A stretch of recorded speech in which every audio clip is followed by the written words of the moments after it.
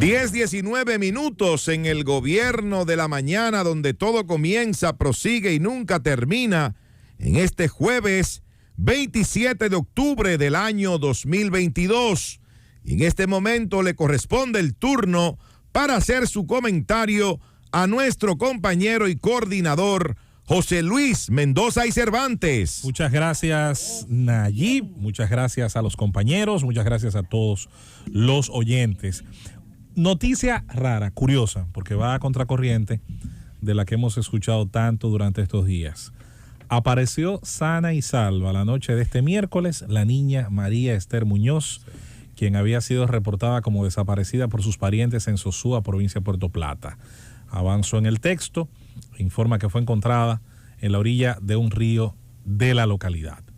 Esta noticia llamó nuestra atención porque hemos hecho distintos aportes, cada uno de nuestro punto de vista, sobre el tema del tratamiento de los desaparecidos en nuestro país. Es un tema que cada cierto tiempo es como cíclico.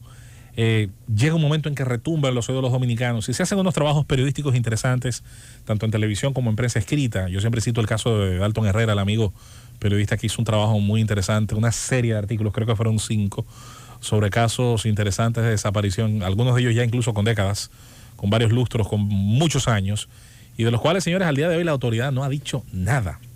Y tenemos estos casos recientes que alimentan la página de los periódicos. Yo tengo un caso, por ahí todavía creo que guardo el número de la madre de un niño de Boca Chica, que la he llamado incluso varias veces y le he preguntado si las autoridades alguna vez le han respondido algo, de algún proceso de algo, y la respuesta siempre es la misma, que no sabe nada. Miren, señores, hoy voy a hablar ahora sobre lo que debería ser, sobre el ideal y sobre los pasos que nosotros entendemos, y como ciudadanos, es un ejercicio de ciudadanía, nos gustaría pensar que van a estar dentro de los pasos a dar por nuestras instituciones para, sobre todo, tener una metodología, porque no se trata, insistimos, en ninguna parte del mundo de que pueda, ni en Japón, ni en Estados Unidos, ni en Suiza, ni en ningún país, por desarrollado que sea, todos los casos se resuelven, ni se resuelven rápido, ni se resuelven al mismo tiempo, ni de manera satisfactoria. Ahora, hay una metodología y familiares, allegados,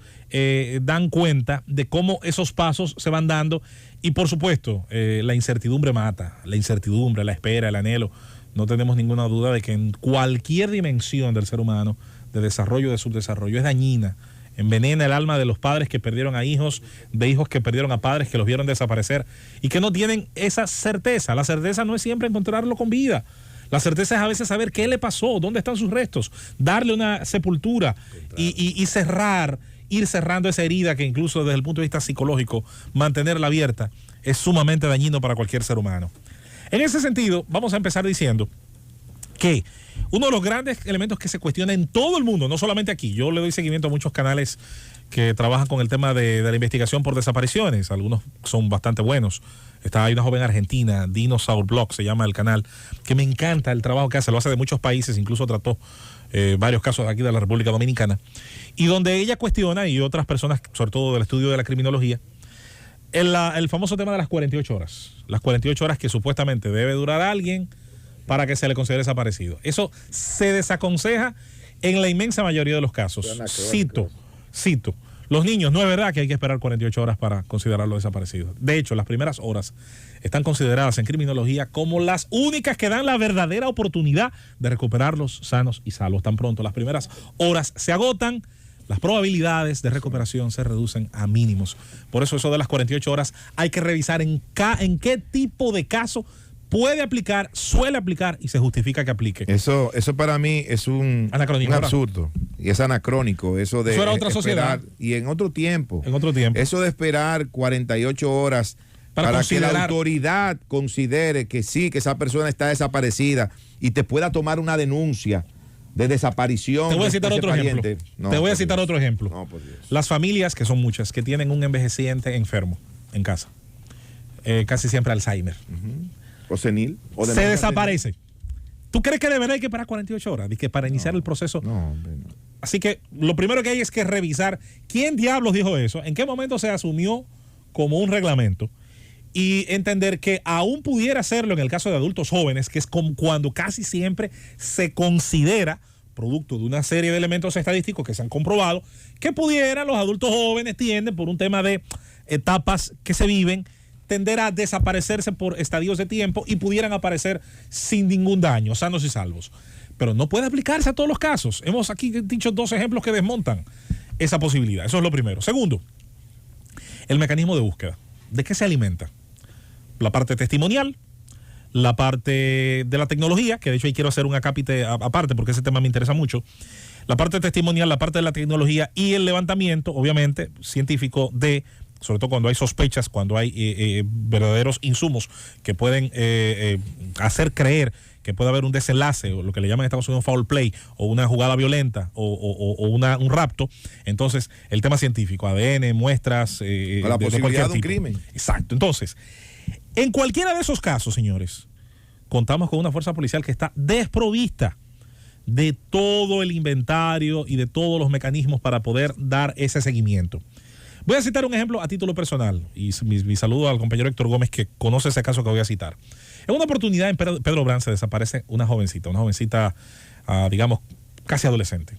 Y con ella se desaparece la niña de la casa, porque la jovencita que estaba en esa casa, en ese hogar donde vivía, era de alguna manera ayudante doméstica, como tiene que pasar en muchas casas del país.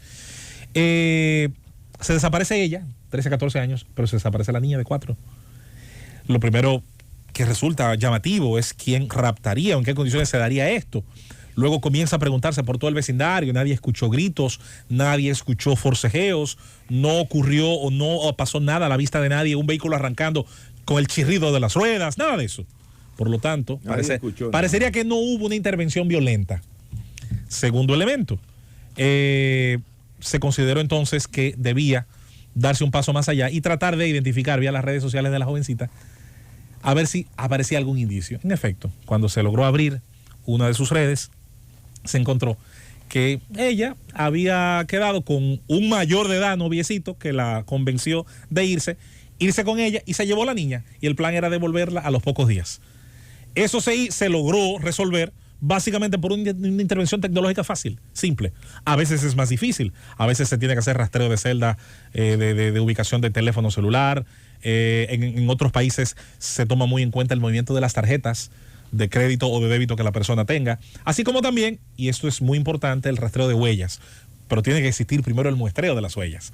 En países donde esto es bien completo, se tiende a tener una claridad de cuáles fueron los últimos rastros de la persona mientras estuvo viva. Otro aspecto que algunas escuelas de criminología tienden a tomar como punto de partida, y ahí pienso en el caso de la niña que cité en el inicio de este comentario, es una norma, no siempre es una ley, no siempre se cumple, pero es una norma que algunos investigadores mantienen como una especie, digamos, de medida de punto de partida de la investigación. Es el primer elemento sospechoso, es el último que dice que vio a la víctima, al desaparecido. Cuando esta niña aparece al lado de un río. ¿Quién dice que la vio al lado de un río? Un hombre adulto, al cual a lo mejor no pasó nada, a lo mejor ese infeliz hizo un descubrimiento. Simplemente la vio. Pero podría ser un punto de partida. Claro. ¿Qué usted hacía por ahí? ¿Usted pasa frecuentemente? ¿O usted simplemente ese día, porque el cometa Halley pasó, iba pasando por la ribera de Los Amas y se encontró con la niña? No. Usted vive cerca. A usted hay que investigarlo. No pasa nada, no se le está imputando nada, pero usted tiene que justificar qué hacía ahí. Claro. Para saber si al final hubo un rapto que salió mal, o un intento de secuestro, o un intento de violación o de cualquier situación. Luego está el tema de los prejuicios investigativos que le hacen mucho daño a las desapariciones. Si la desaparecida es una jovencita en edad después de la pubertad, se jodió porque el policía al que le están diciendo eso ya está pensando con la risita. Lo primero que hace el policía es que se hace así en la cabeza. Y se ríe. Y se saca la cabeza y se ríe. Ya empieza el prejuicio. Ya empieza el prejuicio. Y eso tiende lamentablemente a quitarle el nivel óyeme, desde que la familia da la espalda, sí, ella se fue con uno. Sin ninguna emergencia. Se fue con uno. Pero, eso es lo que dicen. Pero oye, ¿qué es lo peor del caso? Todavía tú pudieras pensarlo en tu mente, abrir una posibilidad. Bueno, eso es posible. Ahora, no vamos a quitar la emergencia en la investigación porque se necesita la certeza, que de hecho es el último punto. ¿Qué es lo que hace la investigación, señores? Es traducir incertidumbre a certeza. De eso se trata, no es otra cosa. ¿Qué es lo que quiere la familia? La certeza de que está vivo, sí. La certeza de que si ocurrió un secuestro va a haber un proceso de recuperación o hasta de negociación. o si en el peor de los casos, En el peor de los murió. casos. o si en el peor de los La certeza casos es que murió. se trata de una ¿Dónde situación. está el cadáver? ¿Qué ocurrió? ¿Quién es el culpable? ¿En ¿Y qué dónde está el circunstancia? cadáver? Porque, señores, la paz a veces al alma de los afectados Sí. se la termina dando esa certidumbre. En el peor de los casos, tenemos que hacer. Quería referirme al DICAT, no se me podía olvidar. Señores, el DICAT, para mí, no sé, creo que Nayib y un día hicimos un comentario sobre ese tema. Para mí, es una de las unidades de la Policía Nacional que mejor funciona. Ahora está sobrecargada, no lo voy a negar. He conocido a varios de los oficiales a cargo. Actualmente está el oficial Arnott, que es una persona con muy buena preparación. Y anteriormente tuvo el coronel Han amigo pasado nuestro. por ahí. No, por ahí Licurgo, excelente. Han pasado por ahí. Ahí no oficiales van bate de roto. primera. Ahí Esa no es la van, verdad. Ahí no van. Yo conozco, por ejemplo, la gestión del ICO, que fue Excelente. excelente, extraordinaria, pero es como tú dices, están desbordados. Estaba Roberto Román, pasó por ahí el buen amigo del coronel Román, pasó por ahí, vamos a ver, sí, Román. Mira, Román, que fue excelente. A por cierto. propósito de esa última parte que tú hablas, José Luis. El DICAT no es nacional, a eso que voy. No es nacional, están nada más en 3, 4 provincias. Así Eso no tiene sentido en esta época. No. Todos los crímenes incluyen alta tecnología, ya no hay separación. Un homicidio incluye un celular, ya incluye alta tecnología. Claro, y eso facilitaría la posibilidad de encontrar a esa persona que está desaparecida. Pero hablando de eso que tú dices, de la certidumbre que necesita la familia, de saber qué pasó De eso se con trata. su ser querido, con su familiar, con su pariente. Hay una persona que yo conozco, óyeme, que su padre Sí. desapareció hace como 12 o 13 años. Y no sabe qué pasó al día de hoy. Su padre salió Y no volvió. un día de la casa y hasta el día de hoy no ha regresado. Y todavía Sí. ellos albergan la esperanza de encontrarlo vivo en algún lugar Bueno. o de tener alguna información. Siendo yo muchacho en Los Minas, me imagino, ustedes se imaginarán que hace mucho tiempo de eso. Sí, claro. Poquito. Sí, siendo yo muchacho, se desapareció un amiguito ahí en el barrio Invi de Los Minas. Qué sé yo, de eso harán 50 años. El hijo del digo señor yo, Limber. o menos. Jamás en la vida apareció. Ay, Jamás. Dios santo. Pero te voy a decir algo con relación a esto. O sea, esa familia todavía al día de hoy Wow. está esperando poder encontrar alguna pista del paradero de ese señor Sí, que, eso es que terrible. salió de su casa hace tantos años. Ellos no saben cómo está, si está vivo, si está muerto, si está vivo, si está pasando trabajo, si está en una situación Casos. difícil. Pero hay algo que también quiero señalar y no es en nuestro país, pero que me llamó a mí mucho la atención cuando A ver. tuve el encuentro con esa experiencia y fue en Estados Unidos. En Estados Unidos, los supermercados, Rosendo que ha vivido mucho allá, Los cartones de leche. los Sí. carteles que se ponen, a mí me impresionó Sí. la cantidad de carteles que colocan en lugares públicos Sí, en los claro. Estados Unidos, sobre todo de niños desaparecidos. Así es.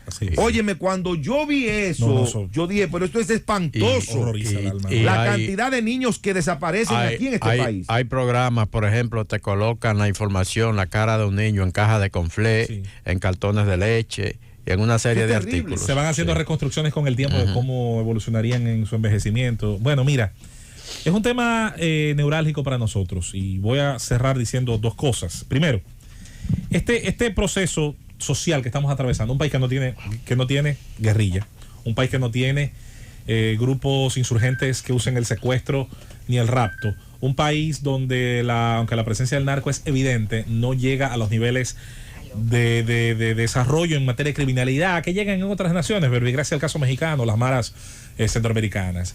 Un país donde la violencia política hay que decir que se ha reducido a mínimos. No voy a hablar de cero porque, bueno, puede pasar cualquier día una desgracia, a lo mejor en una campaña, pero gracias a Dios hay que decir que el poder, el Estado tiene el poder de matar y yo no dudo que pueda hacerlo, pero hace mucho la violencia del poder se ha reducido. Entonces, en una sociedad donde esas cosas no pasan, la respuesta en materia policial, en materia de investigación de este tipo de situaciones debería ser más eficiente. No la es. Cierro diciendo que pudiera en el caso de la República Dominicana, tomarse de otros países, verbigracia el caso estadounidense o de naciones europeas, a mí me gusta mucho el concepto de caso frío y caso reabierto. Cuando estas desapariciones ocurren, esa familia no sabe en qué situación está su caso.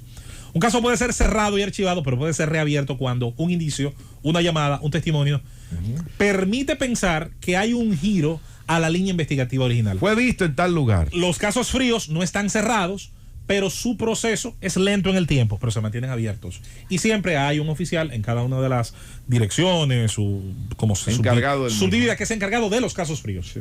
Y tiene todos los días que darle seguimiento, a ver qué se desarrolla, que nos llamaron de tal laboratorio, se identificó una muestra, etcétera, etcétera. Señores, en cada crisis hay una oportunidad. Y en cada desgracia, la sociedad puede ver algo que antes no veía. La reforma policial que nosotros hemos dicho debe ser completa, íntegra, sabemos que debe ser gradual, que no es fácil, que lo que hay hoy es muy insatisfactorio, que los tiempos no corren a favor, sobre todo en cuanto a velocidad de lo que la ciudadanía necesita.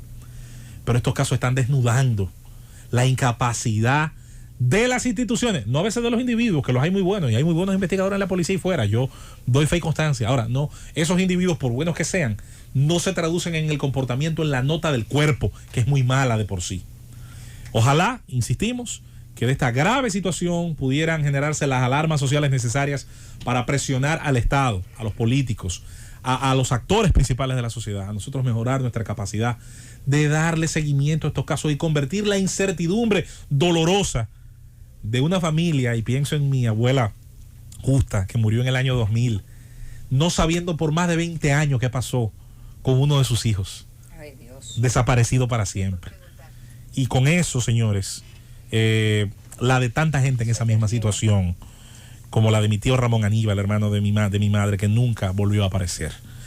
Esa incertidumbre, la ciencia, la aplicación correcta de estas cosas que en otras sociedades se hacen, mal que bien y con un porcentaje que podría ser muchísimo más alto, pudiera generar esas certezas que necesita tanta gente hoy. Llévatelo, Cundo.